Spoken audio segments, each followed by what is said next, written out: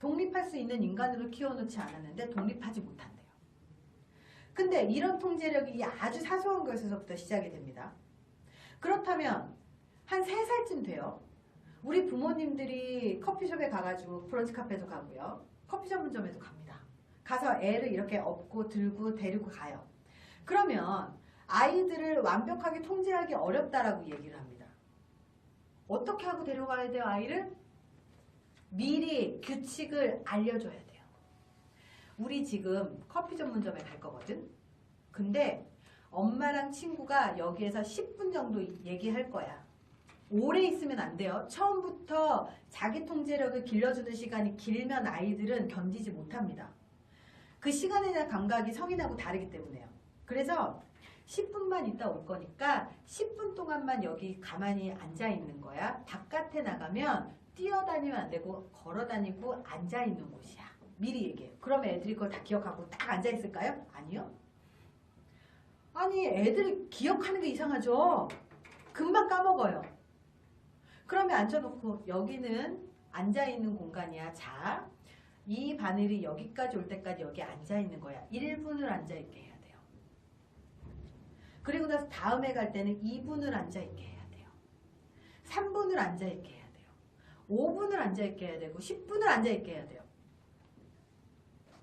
자기 통제력이라고 하는 건 내가 1분을 앉아있어서 1분을 앉아서 가만히 있는 걸 성공시켜본 경험, 그 성공 경험이 두 번째 2분의 성공 경험을 만듭니다. 그리고 3분의 성공 경험을 만들고 5분의 성공 경험을 만들어요. 아, 내 몸과 마음이 내가 통제할 수 있구나. 이걸 누가 스스로 알게 해요? 스스로가 알게끔 만들어줘요. 근데 우리가 중학교 때 되면요, 애들 중2병 얘기 되게 많이 합니다. 중2병 얘기 많이 해요. 중2병을 얘기를 하면서 애들이 말 되게 안 듣는데요. 저도 중학교 2학년짜리 애들을 만납니다. 제가 학교에도 가끔 나가면요, 학생들을 만나는 걸 제가 싫어하지 않아요. 왜냐하면 애들의 이야기를 생생하게 들을 수 있기 때문에 학교에 나가서 아이들도 만나고 합니다. 근데 한 중학교 2학년에 이제 분노 조절을 못한 아이들을 한 4-5명 모아놨습니다. 보통의 사춘기가 와서 반항하는 아이들은 다 괜찮은 애들의 확률이 높아요. 사고방식도 괜찮고 감정이라든 이런 것도 괜찮고 괜찮아요. 표현 방식만 못 배운 애들이 많습니다. 근데 한 아이가 되게 독특한 아이가 있었어요. 어떤 아이가 있었냐면, 제가 말을 시작하면 우리는 되게 조용히 있죠. 강의를 듣기 때문에. 자기 통제력의 훈련을 받으신 거예요. 근데 한 아이는 제가 말을 딱 하면요, 갑자기 친구하고 말을 시작합니다. 제가 말이 끝나잖아요. 그럼 말을 끝내기 시작해요. 제가 또 말을 시작하면요, 거기에 게임을 갖고 와가지고 게임을 하고요. 제가 말을 끝나면 이걸 정리하고 치워요. 얘는 나랑 같이 놀아요. 그래서 분명히 얘는 ADHD의 느낌은 아니에요. 좀 심각하게 정말로 장애가 있는 아이들은 ADHD라고 진단하기도 하잖아요. 근데 그 정도는 아니에요. 되게 산만하고 굉장히 좀 자기 마음대로 하는 거예요. 그래서 거기 있는 선생님한테 여쭤봤습니다. 이 친구 좀 이야기 좀 해주실 수 없어요? 그랬더니 하신 말씀이, 그 아이의 부모님이 학교를 찾아와서 사죄를 했답니다. 왜요? 어렸을 때부터 아이가 해달라는 거, 바라는 거, 하고 싶은 거 다 하게끔 해주고요. 아버지, 어머니가 혼내거나 그렇게 하지 않고 아주 자율적으로 할 수 있도록 놔뒀대요. 자, 그 얘기는 뭐냐? 아이가 아주 자기중심적으로 컸다는 얘기예요. 인간이 자라면서 가장 심리학에서도 그렇지만 가장 중요한 게 뭔지 아세요? 사회의 적응입니다. 적응. 사회에 적응한다는 거예요. 3살짜리 아이가 처음으로 사회에 나가면 거기가 커피숍이 될 수도 있고요. 거기가 식당이 될 수도 있고요. 거기가 커피 전문점이나 아니면 동네 공원일 수도 있습니다. 거기가 사회예요. 그러면 이 아이는 그 사회에 적응을 해야 돼요. 그러면 공공장소에 가면 우리는 보통 어떻게 하는 게 적응하는 거죠? 조용히 하고 다른 사람한테 피해를 주지 않고, 그리고 이 안에서 남들한테 피해주지 않게 자기가 그 공공의 질서를 지키는 게 적응이라는 개념입니다.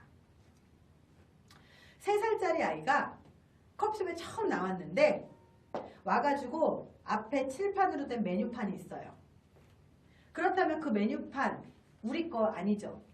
그러면 사회에 적응한다는 측면에서 보면 이걸 깨끗하게 보존하고 유지해서 이렇게 하는 게 그 적응이라는 개념이고요. 카페에 가서 앉아 있는다면 남들이 다 앉아 있으면 우리도 앉아서 그 시간 동안에 커피를 마시는 게 적응입니다. 다른 사람한테 피해를 주지 않는 거. 식당에서도 식당 책상 위에 앉아가지고 막 그 스키 타는 애들도 있어요. 그 식탁 위에 가서 막 온 그 저기를 하는 친구도 있어요.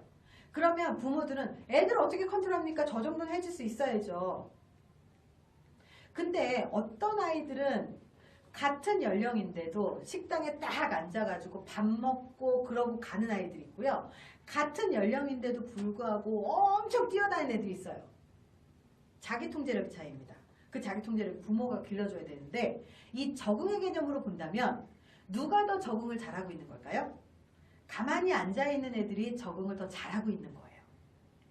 학교에 가도 적응이라는 개념을 씁니다. 학교에서 적응이라고 하는 게 뭐예요? 학교의 규칙을 잘 지키는 걸 우리는 학교에서의 적응이라고 이야기하고요.